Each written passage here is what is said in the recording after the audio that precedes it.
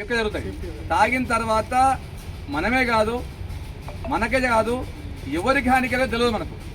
అందుకే తాగి నడపటోని మానవ బాంబులో చూస్తాం మేము. అర్థమైందా? మనకి తెలియదు ఇక క్లియర్గా వాడు ఎవరిని కుదుతాడో తెలియదు, ఎవరిని సముద్రో తెలియదు, ఎవరిని ఇంజూరీ చేస్తో తెలియదు, వాడు వచ్చేది తెలియదు. అర్థమైందా? సో తాగి నడిపేటోని క్లియర్గా మానవ బాంబులకు చూస్తాం మనం. కాబట్టి తాగి నడిపే టైంలో యాక్సిడెంట్లు కానికి కారణం ఏంటిది అంటే ఆల్కహాల్ తీసుకున్న టైంలో మనం కాన్షియస్గా ఉంటాం కావచ్చు, మనం అంత క్లియర్గా నడుస్తాం కావచ్చు స్టెబిలిటీగా, కానీ మైండ్ చాలా స్లోగా పనిచేస్తుంది. మైండ్ మనకు చాలా స్లో సిగ్నల్స్ ఇస్తుంది. రెగ్యులర్ టైంలో మనకు కనబడితే ఏదో బ్రేక్ వేయాలనే కాన్సెప్ట్ మనకు కనబడగానే కళ్ళు మైండ్కి చెప్పేస్తుంది, క్లియర్గా తొందరగా బ్రేక్ వేసుకుంటారు టైంకి. కానీ ఆల్కహాల్ తీసుకున్న టైంలో ఏంటి అంటే మైండ్ స్లోగా పనిచేసి మనకి ఇచ్చే సిగ్నల్ స్లోగా ఇస్తుంది, మెల్లగా ఇస్తుంది. ఆ సిగ్నల్ వచ్చి మనం బ్రేక్ వేసే లోపల యాక్సిడెంట్ అయిపోతుంది. ఇది మనకు కాన్సెప్ట్ అర్థం కాదు. మనం తాగిన స్టడీగా ఉన్న కనబడుతుంది అనుకుంటాం, కానీ మనకు వచ్చే సంకేతాలు స్లోగా వస్తాయి. ఆ లోపల యాక్సిడెంట్ అయిపోతుంది, జరగాల్సిన పని జరిగిపోతుంది.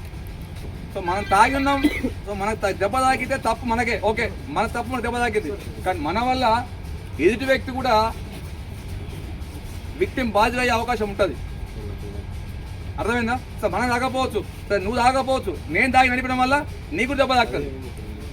అవునా కదా? సో కాబట్టి డ్రంక్ అండ్ డ్రైవ్ సంబంధించి చాలా స్ట్రిక్ట్ యాక్షన్ తీసుకున్నాం. ఎస్పెషల్లీ సిద్దిపేట, కామారెడ్డి, కరీంనగర్లో అలా 10,000 ఫైన్ స్టార్ట్ చేశారు. ఈ ఫస్ట్ నుంచి మెదకు, సిరిసిల్లలో కూడా 10,000 ఫైన్ స్టార్ట్ అవుతుంది.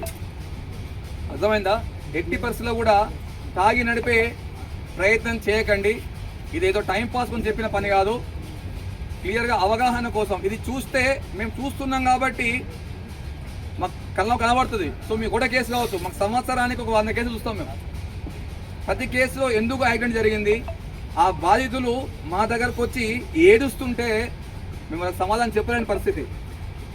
డ్రంక్ అండ్ డ్రైవ్ చేసి యాక్సిడెంట్ చేసిన తర్వాత వాళ్ళకు పోస్ట్ మార్టంలో ఆల్కహాల్ అని తేలితే కనీసం వచ్చే ఇన్సూరెన్స్ కూడా రాదు.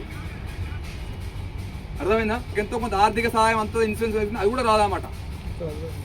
సో డ్రంక్ అండ్ డ్రైవ్ జోలికి అసలే పోవద్దు. తాగే పోతే ఇంత తాగండి, తాగితే డ్రైవర్ పెట్టుకోండి. Wrong route.